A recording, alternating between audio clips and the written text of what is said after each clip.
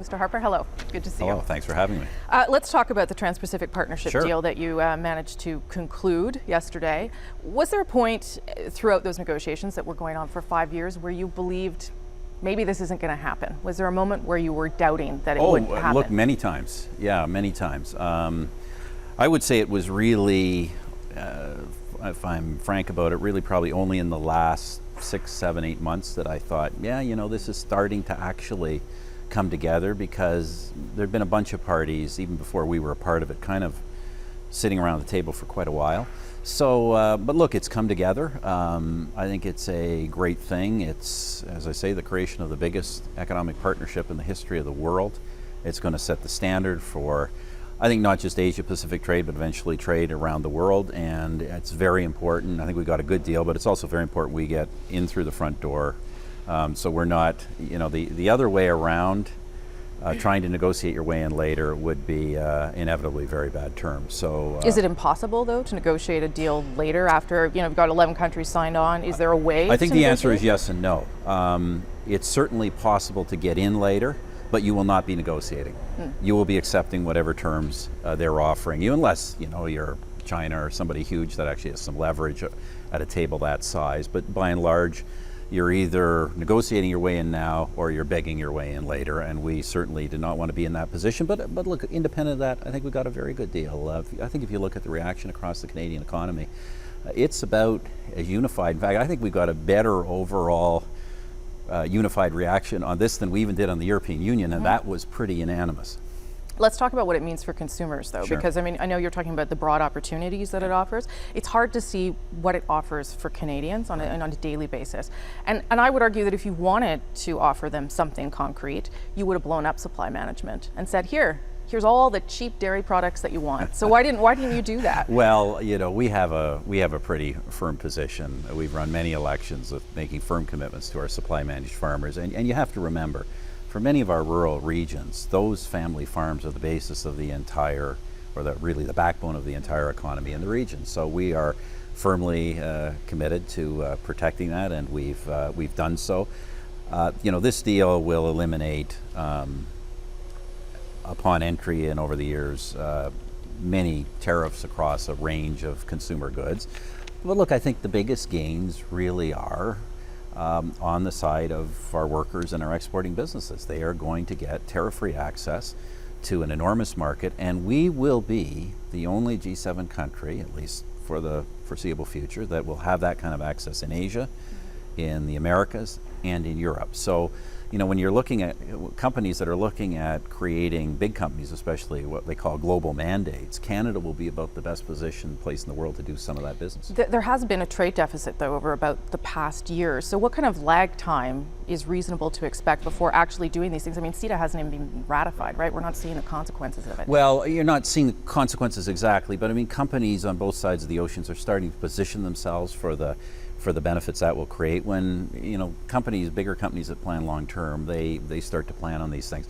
Look, the trade balance is a complicated question. I'm not going to get into it, but the fact is our exports, non-energy, obviously our energy exports are down in dollars because of the fall in prices, but our non-energy exports are growing quite significantly across the country. They're up about 10% this year, and if you go to companies like this, they will tell you they're seeing that. So this can only help that going forward. Okay, I want to shift gears if I can. Yesterday, the Federal Court of Appeal said that your government cannot have a stay on this issue of Zunera Ishak, the woman who is willing to reveal her face before the ceremony for citizenship, but not during. She yesterday said that she believes that the government is interfering or telling her how to dress and how to live. Why is it okay for the government to tell Ms. Ishak how to dress and how to live? Well, look, our position's very simple. We're an open society, a society of equality, and in an open society, you know, Canadians are strongly united around the view that there are times where you reveal your identity. And of course, there's the broader value questions of the kind of view we're trying to promote of men and women in this country.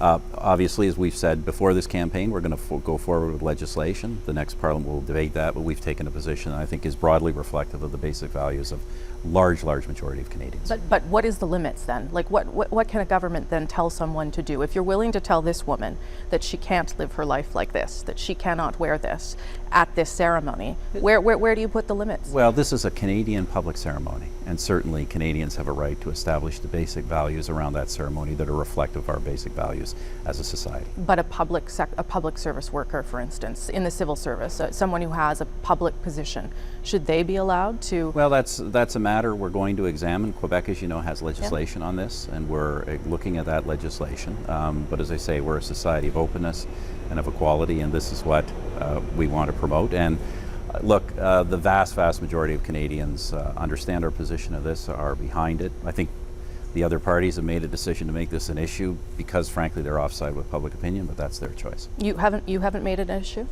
You know, we're united with public opinion on this, and I think Canadians understand this very clearly. You know, it's not by any means the biggest issue of this campaign. The biggest issue is the economy, but I think our position here is widely understood and supported. But if you look at the issue of the niqab, which, okay, it's a court decision, it's not something that you timed, the barbaric cultural practices tip line, there are people who believe that this is in some way encouraging anti-Muslim sentiment out there. We've seen instances in the past week where 2 women have been attacked, not even for wearing niqabs, hijabs. Well, as you know, our party has a whole series of very strong policies. We're the party that really has brought in strong policies to crack down on crime in this country. It is important that violent crime, that violence against people be appropriately countered and punished. We brought in a whole series of measures to do that. Priorities going forward in this Parliament are additional measures in the area of drunk driving, life means life, making sure those who commit certain heinous acts actually serve a life sentence for their crimes. So we're going to continue those kinds of policies. But what do you say to these? What do you say to these people who are doing this to these women, or who may be interpreting, falsely, perhaps, but what is happening during the election campaign as some sort of anti-Muslim feeling that is out there? Look, I don't think you can use that kind of thing to discredit legitimate political debate. Violence against women is unacceptable, which is why our government's brought forward laws to crack down on such violence. Let's just turn to broader questions about where we're at and where you're going. Yeah. So we're in the last 2 weeks here. You've been doing this for almost 10 years, 10 years in February, is that right? Next February? Yeah, I think so. Yeah. What do you have left to do? Like, why do you still want this job at this stage? Well, look, I tell people it's the best job in the best country in the world, but we are in a time of considerable global economic turmoil. I mean, I guess that's been the sort of the story of the world for the last 7 years, but fact is we've had renewed turbulence with more phases of the debt crisis in Europe. We've seen some turmoil, some markets crashing in Asia. We've had the drops in global energy and commodity prices. You know, we've come out of this global economic turmoil in pretty good circumstances. I think that we have in this country a tremendous opportunity to now solidify the gains that we have made. We have the best economic fundamentals of really any significant developed country, and we have a great era ahead of us if we can do what we want to do, which is keep lowering taxes for people, keep making investments in the economy and people's families and people's lives in a way that's all affordable, that has a balanced budget. I think we've got a tremendous opportunity to really launch this country into many decades of prosperity, and I want to see that story through. Is that the fire in your belly? That's what makes you want to do four more years? Like, there are things. Well, the there economy is the biggest thing. Yeah. The economy is the biggest thing I want to do. There's a pretty fundamental choice here. The other parties, as you know, are proposing a different track. They're proposing that now is the time. I don't think they really propose to do differently than we do. They just propose that we're going to spend tens of billions of dollars more on the same things. We know you can't do that unless you start running permanent deficits and you start raising taxes. And our view is, to be fair, the Liberals say they're only going to run deficits for 3 years, and you ran deficits for 6. Well, let me come to that in a second. Yeah. But because I think the numbers actually don't show that. The numbers show you're going to launch into a permanent deficit if you do that. You can't afford the kind of increased spending they're talking about out of thin air. And you know, we think that would take us off course just at a time when we've positioned this country well for future growth. But look, on the question of deficits, this economy is growing. We already have a balanced budget. We had a balanced budget last year. Auditor General has said that. If we're going to be the kind of country that starts going into deficit, even when the economy is growing, we return to deficit. we know in the past that is a recipe for permanent deficits, because look, once you lose the anchor of a balanced budget, you're always under pressure to just spend more and not cover it. And we don't need to go back to that. But why are 3 deficits the definition of permanent deficits, and 6 deficits well, they're not are 3. not? They're not 3. Nothing's going to magically balance the budget after 3 years. When you increase spending to that level, what you're going to do is you're going to do a combination if you eventually try and fix it, you're going to do a combination of tax hikes, of ongoing borrowing, or of cuts. In fact, in the Liberal platform, there is a line item, even in the Liberal platform, which doesn't add up, there's a line item of $6.5 billion of undefined cuts that are coming. They plan to cut some of your boutique tax credits, for instance. They make other choices. Well, that's the kind of choice that's the kind of policy they are running on. Let's raise taxes on families. Those are tax benefits. We've been able to do a bunch of things, income splitting for families and seniors, universal child care benefit, tax-free savings accounts, fitness credits, the registered education savings plans enhancements. These are all good things for Canadians, for the middle class. I know they want to take them away, but I think that's the wrong choice for Canadians. They're going to take these things away and give Canadians a bunch of things that aren't actually paid for. And we know where the previous government, Liberal government, led us with that, and that was eventually to big tax hikes and a bunch of benefit cuts that we don't need to do. Peter asked you this question. Peter Mansbridge asked you this question back in 2011, so I'm totally going to steal it from him. He asked you if you had any regrets from the 4 years, and whether there was anything there that would inform you, a lesson that you learned going forward. And in 2011, it was something around intelligence and what happened in Iraq. What is it now? I always say I have the entire press gallery to tell me all the things I'm doing wrong. Well, I'm not going to tell you that. I'm not sure I'm the one who needs to speak on that. Just but a look, lesson. no, I think the biggest lesson, in fact, this did come up in an earlier interview, the biggest lesson of the past few years is we really don't know what's coming in terms of the global economy. We have seen more unexpected surprises, largely negative in the past few years, than I think most rational analysts have ever imagined. We keep getting surprised.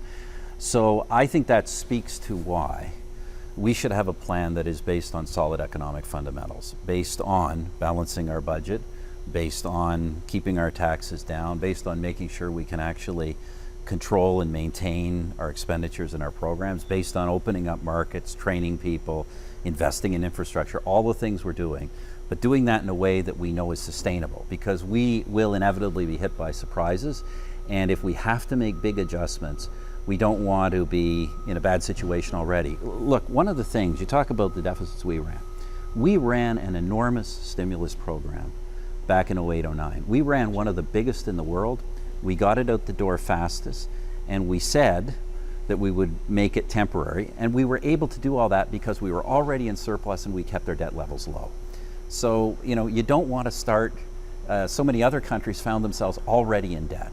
So they ran higher deficits, and now they can't get out of it because all they're doing is paying interest payments.